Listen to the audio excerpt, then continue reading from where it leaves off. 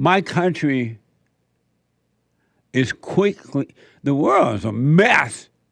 The world is hell on earth. And it's not the planet world itself, it's the people. The hell in the people expressing itself on the planet.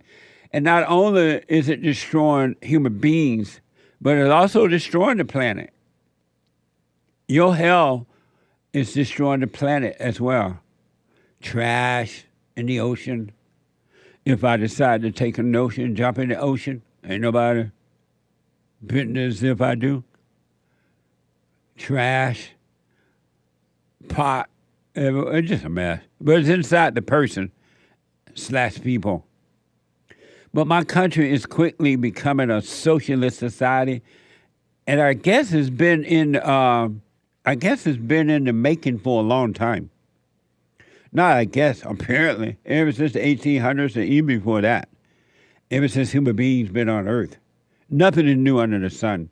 And my country is quickly becoming a socialist, communist, Marxist society. Human beings are so screwed up, and not, all until a few start to overcome, that they just accept communism over capitalism. How can you accept Marxism, socialism, communism over capitalism? Who would not want to be free to make as much money or less? Build the biggest house or smallest house or no house at all? To be free, who wouldn't want that? Who would want to give it up for somebody else to control you? Well, apparently, Marxism is a big deal, and a lot of people don't know it's happening because they don't think about it, they don't know about it. Marxism, the definition of Marxism from Oxford. The political and economic theories of Karl Marx later developed to form the basis of communism, for communism. And some of you heard about Karl Marx, right? Well, this is from Botanica. Because of Marx's anti-capital core belief, his family was impoverished for much of their lives. Watch this from Catholic culture. Not unlike Marx, whose family live-in made Marx got her pregnant behind his wife's back. He denied the existence of the child, refused to pay the child any money, even a penny of child support. The only way that they got a roof over their heads was from Marx's family's inheritance and the father. And then when the father died, and Marx didn't go to the father's funeral, some Marx biographers say that he couldn't or whatever, couldn't make it. And others say, no, he did it out of spite. Very difficult relationship with his father. After the father died, he went to the mother to try to bilk the mother for money. And at one point, the mother had to cut him off too, even though she knew that the money was keeping the Marx family alive. Marx's mother, like his wife's, both expressed the wish that Karl would start earning some capital rather than just writing about capital. In Marx's case, the private stuff is very relevant to his worldview. What he advocated are extensions of all of this private behavior. Right. Marx's ideal system, Thomas, would have been one where Marx could have lived the life that he lived, refusing to work, refusing to literally get his butt up off the couch in the kind of Marxist collectivist nanny state that he envisioned, where the rest of the world would subsidize him. Every human being problem starts at home. Any human being, and it all do, that have problems, check home first growing up, see what that was like. Amazing. Here's more about Marxism from PragerU. Capitalism is the source of all evil. Capitalism is the source of all evil. If we can just get rid of the capitalist system, We can eliminate poverty, inequality, class conflict, and war. This is what Karl Marx believed, and many today still follow his lead. That doesn't make sense. If there were no capitalism, how will you take care of the people? If you had no money, if you didn't have money, if there was no capitalism, and everybody relied on the government, how would you? I don't understand that. I'm black and slow, so maybe there's something I'm missing. Because I noticed that the so-called homeless people, those who decided have made the decision that they want to be on drugs and live on the streets and beg and not do for themselves, they're begging the people who have the money. You don't see poor people on the street asking one another for money. So I really don't understand. And again, I'm black and slow, and I'm learning about Marxism, socialism, communism over the years. I'm learning as I've been doing these shows and hearing from different people about it. What will you do if you didn't have capitalism? What would it be? If everybody just sat back and did nothing? Just think about that. Maybe I'm missing something. The thing that made my country great at one time was capitalism. Because if you don't work, even Jesus believed in capitalism. What's up? Jesus said, if you don't work, you don't eat. If they don't work, let them starve. Let them starve. Even Jesus said that. Jesus has to let them know you had to go to work. Even when Adam listened to the woman, Jesus said, oh, okay. At first, you didn't have to work. I had a beautiful garden out there for you. All you had to go out there and pick some fruits and vegetables and you don't have to do anything. But now you've decided you want to be God, you got to work now. And you're going to have to sweat. I can't believe that anyone think that capitalism is a bad thing. I believe that anyone that think that capitalism is a bad thing is a lazy person. They're just lazy and don't want to go to work. They want it free. That's why they want to get rid. They don't want to see everybody else going to work, and they laying back being lazy, and they don't want you to know they're lazy. Because look at the people today in America. All they're ever trying to do is take the white man's stuff. They have not earned their way. They have not made a way for themselves. They have not built anything. And their whole life is made of trying to take the white man's stuff. And so if the white man had not worked to make stuff and have stuff, who will you be taking it away from? I also believe that Marxism and socialism and all of ism like that, they hate God. They hate God. They hate themselves and they hate God. This is from Way of Life. Marx wrote about his will to create a new system. This Karl Marx guy. He wrote about his will to create a new system. His writings suggest his goals was never to help humanity, but instead to enact a sort of vengeance against heaven. Watch this from Thomas Sowell. His father's letters show growing recriminations directed not only at his son's prodigious capacity to waste money, a talent he never lost throughout his life, but also at a more disturbing personal characteristic, egomania.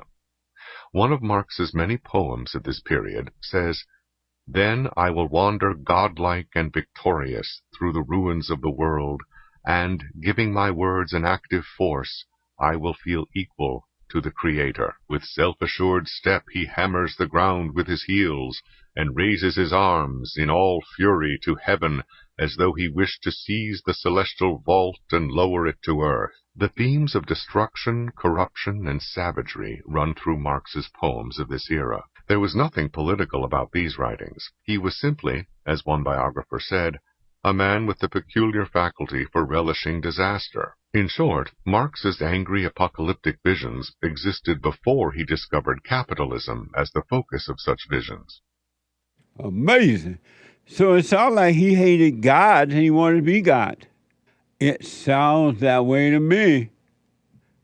And I just told you in the opening, every human being wants to be God. If you truly examine your life personally, you just examine your life, pay attention to you, you want to be God. And it's so hard to admit it, but you do. Anytime you think you know what you want, anytime you judge yourself and others, anytime you become emotional, anytime you have doubt, anytime you worry, anytime you have so-called post-traumatic stress disorder, anytime you're jealous and envy and strife and want to hurt yourself and others, anytime you have all loneliness, anytime you compare yourself to others, you want to be God. That is so interesting. So it sounds like Karl Marx's issue was with God. And it starts in the home. This is from truthiorfiction.com. Chinese philosopher Sun Tzu said, an evil man would burn his own nation to the ground to rule over the ashes. An evil man would burn his own nation to the ground to rule over the ashes. That is so true. That's so deep. And pure evil. You're dealing with spiritual issues, folks. It's not physical. I want to give you a quick example of Marxism in action. In case you wonder, what does it look like? What does it look like?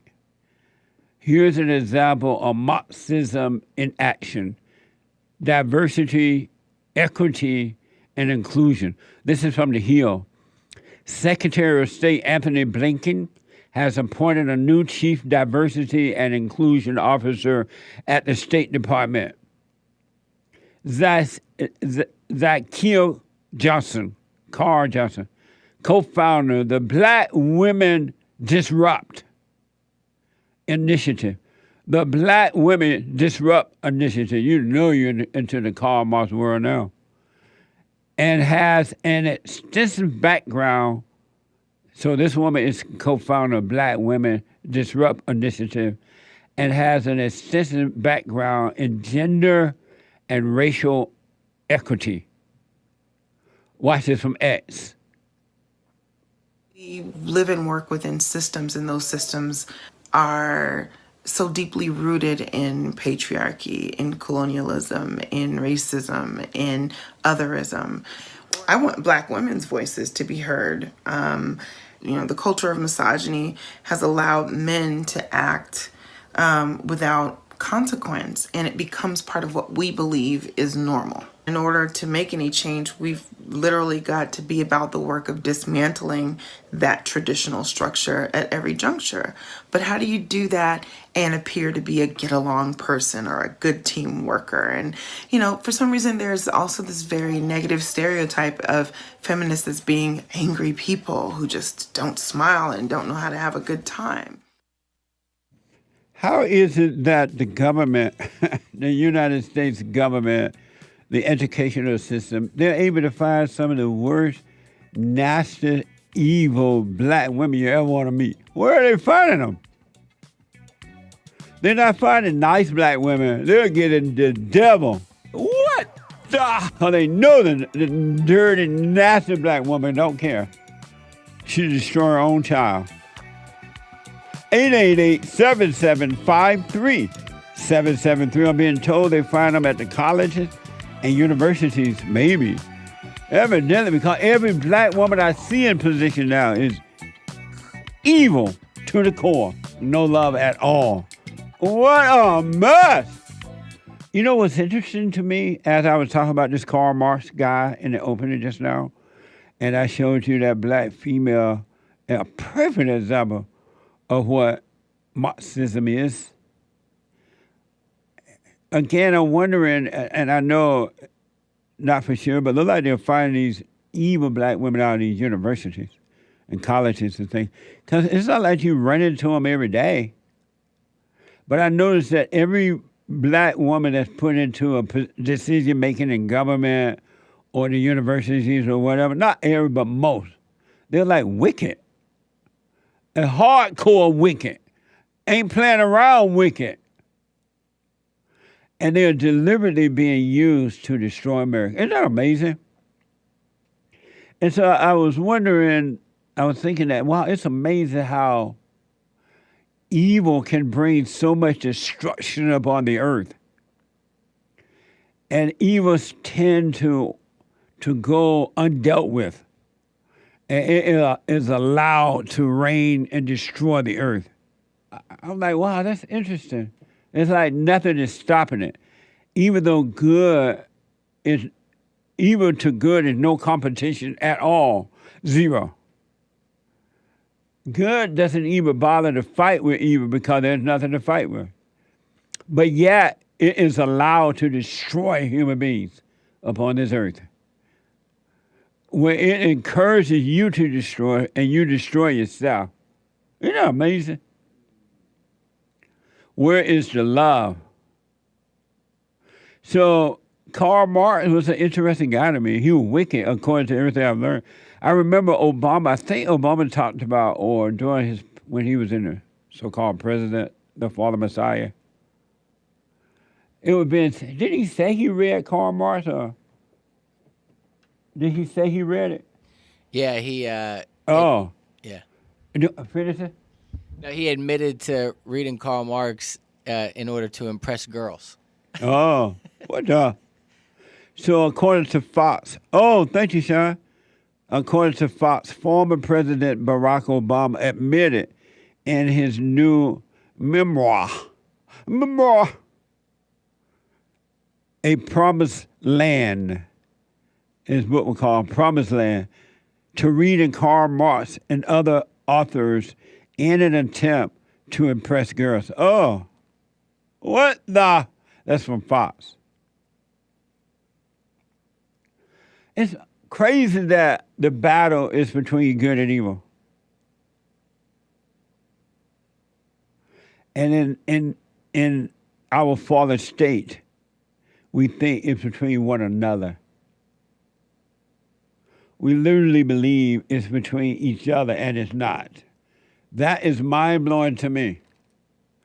And it explains, though, why human beings treat each other like awful. There's no love. And human beings have no mercy for one another.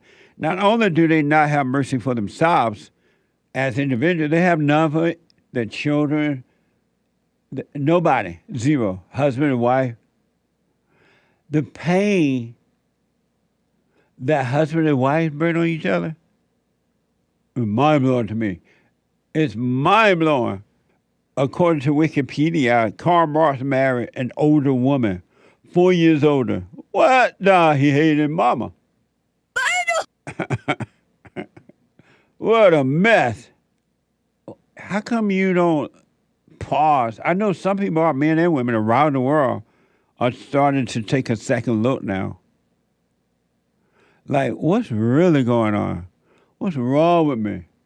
And they're starting to, the moment they ask that question about themselves, it's the beginning of waking up. Isn't that amazing? You can wake up. That woman from the State Department, Zakika, what's her name, Sean? Zakia Carl Johnson is an evil female. It's all in her. Watch out for more destruction. Poor white people. She's going to walk all over you like she's walking all over heaven. According to the New York Post, a United Nations Youth Climate Advisor has a history of social media posts that call for the destruction of capitalism and attack white people for fueling humanity extinction. Watch this from X. Person. And I say this because the climate crisis is not passive. The climate crisis is not a result of natural disasters. It's actually man-made. It's a result of... Say it again, because I think they missed it. The climate crisis is man-made. And it's not just man-made, it's white man-made. Wow. It is a result of capitalism, years of colonialism, years of racial oppression. And so, if you want to get involved, the way that we save our planet is when we protect the most vulnerable communities among us. And this includes Black trans women. This includes indigenous peoples. And this is why it includes children and young folk. Because when we protect them, then we can protect everybody else. What a liar. All right, Make sure that female stay in India and don't let her over here. We got enough problem. Make sure that female stay right there in India. They blame, see, white people, I told you, you have no reason to be afraid. Most other people, not all, but most people of color think you have all the power. They think you're God. Everything that's good, they blame you for it. And everything that's bad, they blame you for it. They want to destroy the good that you've done and bring in the bad.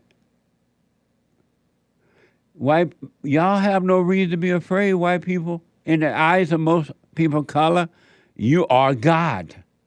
And they want to destroy you. They think you control the climate. Now you know you God. What are you afraid of? Here, on one hand, these people are calling you God on everything. People are poor because of the white. People are this because of the white. Lower the standard for the SAT score so I can get in. Only white people can pass it. Let me in because of my color. Only white people can capable of doing that. If you happen to be a person of color and you are succeeding, whatever that is, it's because the white man let you. They say. White people, you're God. What are you afraid of? They tell you every day that you are God. They call you white supremacist. That means white God. And they're jealous of you. That same female tweeted back in 2022, and here's what she said. This is from X. Watch this. The white man sits at the highest level of power in the world. I rest my case. The same way he has killed, looted, and abused black and brown people for profit, so has he the earth. I rest my case. White supremacy would rather take everything and everyone, including white people, with it than give up its hold. You got to give it up, white people, and you're afraid. That's from that female you just saw there. You are afraid, and they want you to let go of your power. And you're scared. I guess they do know you're afraid, but yet they call you God. Look at the dichotomy in that. On one hand, they're calling you God, and they say, okay, God, if you don't give me what you have, I'm going to take it. And then they call you racist and all kind of names, and you're scared. Won't you let your God-like ability just work itself out? Fear not evil. Fear not evil. There's no fear in God. Anyone that has fear is of the devil. The devil is of fear, and anyone that has fear is the devil. What the? And the males are just as bad as the females. They too believe the white man is God. He controls everything. He controls the entire world. Now you know you're God. Even in Africa and China, where the presidents are black and Chinese, they think the white man controls that. And the males are just as bad as the females. This is from The Hill. Baltimore Mayor Brandon Scott has accused his critic of racism after many labeled him the DEI mayor following the collapse of the Francis Scott Key Bridge earlier this week. Watch this from MSNBC. Allow you, Mayor Scott, if you choose to do so, to respond to the tomfoolery and attacks on you for having the nerve to be black and also a mayor. I know, and we all know, and you know very well, that black men and young black men in particular have been the boogeyman for those who are racist and think that only straight, wealthy white men should have a say in anything. We've been the boogeyman from them since the first day they brought us to this country. And what they mean by DEI, in my opinion, is duly elected incumbent. We know what they want to say, but they don't have the courage to say the N-word. And the fact that I don't believe in their untruthful and wrong ideology, and I am very proud of my heritage and who I am and where I come from, scares them, because me being at my position means that their way of thinking, their way of life of being comfortable and suffering, and while everyone else suffers, is going to be at risk, and they should be afraid, because that's my purpose in life. He looked like a student on the football team in some university or something. Or maybe even high school. So he's the so-called mayor. I'm black and slow, so I have to break it down. The black people want DEI. They fight for it. And if the white man don't let the blacks into their company to teach DEI or into the school to teach it, the white man called racism. And so at first the white man like, no, we're not going to let you teach that. That divides the people even more so. No, you're a racist. Let us in. We want DEI. And then the white man, whom they call superior, calling him God, let them in to do the little DEI thing. And now that they're in there doing the DEI thing, and it ain't working out very well, they say the white man tried to call them the N-word because they're using the language that they brought up. They made up DEI. The white man didn't come up with that unless Karl Marx did it. So if you don't like the word DEI, why did you make it up? So now if the white man called the mayor DEI mayor, he's a racist again? You made up the word. Not the mayor in particular that I'm aware of, but the blacks made that up. They the one wanted DEI. White people, you're damned if you do, and you're damned if you don't. And I don't give a darn if you do. Come home, Paul. I won't accept it. May God have mercy on my country. Now the white man can't say DEI mayor? That mean the N-word? Did you think that before you made that word up? When you made up the word DEI and forced it on the white people, were you thinking the N-word? Because they were not thinking that. At least not for the N-word and not for the DEI. And you are a DEI male. You wouldn't even be there if it wasn't for that. Why y'all made up the word? It's like when they made that word racism up, which does not exist. They say, well, you can't use that word. You can't say you're not a racist. Oh, I just realized you're controlled by words. You are controlled by words. When you are born again of God, you overcome words. I'm telling you, you will not be affected by words. You won't be. And last but not least, about this mess, NBC is reporting. Speaking with MSNBC, Shopton said, Trump should not continue to try and make the country more divided for his own political gain. Can you imagine Shopton saying that? Watch this from MSNBC.